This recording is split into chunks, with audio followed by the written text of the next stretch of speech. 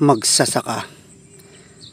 Ang tingin ng iba sa mga magsasaka ay napakababa, pero sila yung pinakamahirap na trabaho na ginagampanan dito sa bansa. Sila yung babad sa araw, maghapon na kayuko, sila yung nagtitiis sa maliit na sahod para lang mabuhay yung kanilang pamilya. So sobrang hirap ng isang maging magsasaka, pero masaya kasi kasama ang buong pamilya. So ayan guys, pupunta tayo ngayon sa bukid at magtatanim, mag-aararo tayo. Ipapakita ko kung paano ako magtrabaho sa bukid at kung ano yung mga kaya kong gawin na talaga naman kinalakihan ko na. So ngayon, ire-refresh natin yung mga bagay-bagay noon na gagawin ulit natin ngayon kasi wala na tayong trabaho. Tara!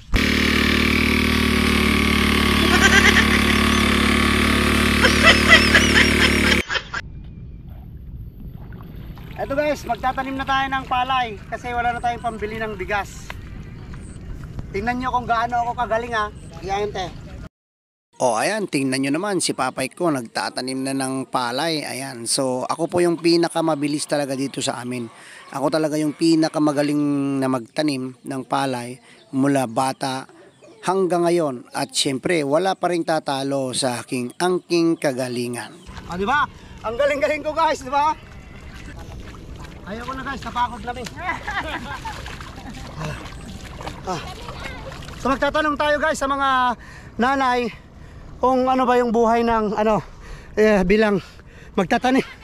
Napagod ako guys, napagod ako. Ano yung single ma'am dito? Yung single, asan na? Patingin ng smile ng single. Patingin ng smile ng single. Totally damaged na yan eh, tsura pa lang eh.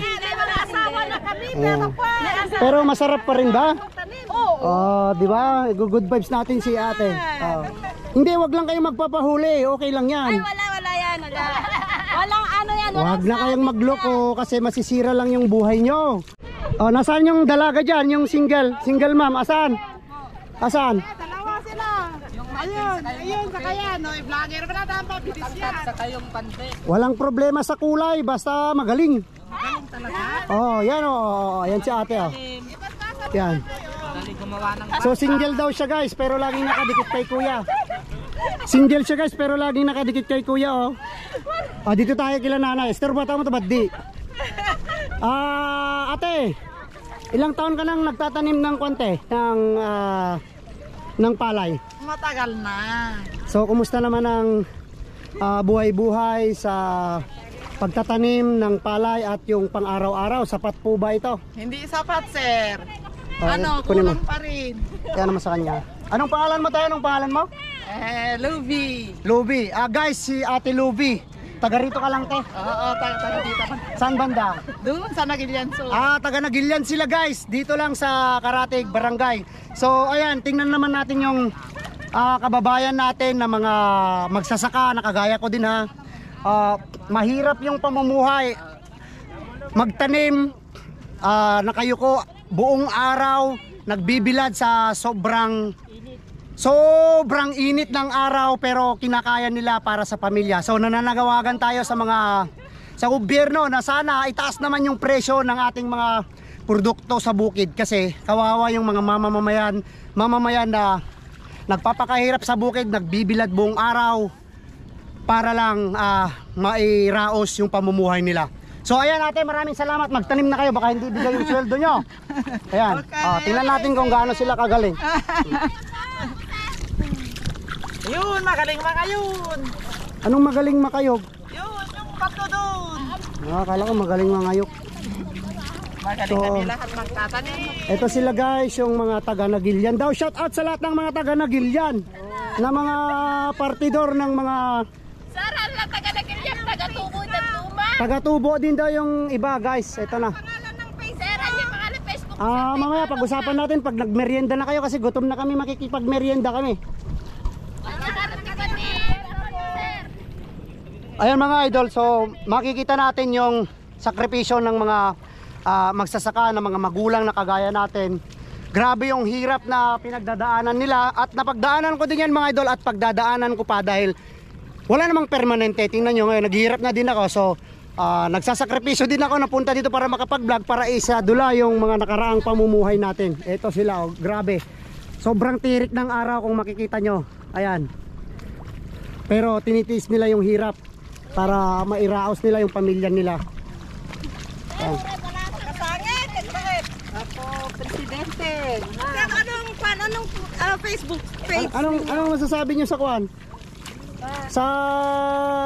Sige, wag na lang.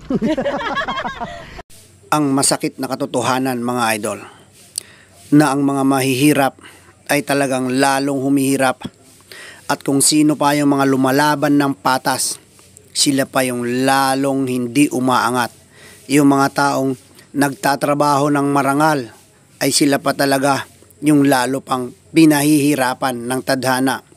So sila, wala silang ibang hiling sa gobyerno kundi ang maitaas ang presyo ng produkto sa bukid at maitaas din yung mga maliliit na workers gaya ng construction, mga magsasaka at basta yung mga maliliit na pangkabuhayan, dahil marami sa atin hindi lingid na marami ang hindi nakapag-aral. So yan po ang panawagan nila, at nananawagan din po ako sa mga vloggers na mayayaman na dyan, na mapera, na hindi puro pasikat ang gagawin ninyo. Magtumulong kayo sa mga nangangailangan, tumulong kayo sa mga nahihirapan, hindi yung puro pasikat lang at doon pa kayo kumakapit na parang linta sa mga taong pasikat na. Grabe yung hirap ng mga kababayan natin, mga magsasaka na kagaya natin mga idol, no? So nananawagan sana kami sa gobyerno na sana, matagal ng problema to ng mga magsasaka na medyo itaas-taas naman po yung sahod ng construction, yung mga presyo ng mga palay, mais, kasi sobrang hirap talaga na maging isang magbubukid mga lodi. Kaya sana mapakinggan nyo yung hinanaing ng mga kababayan natin na mga magsasaka.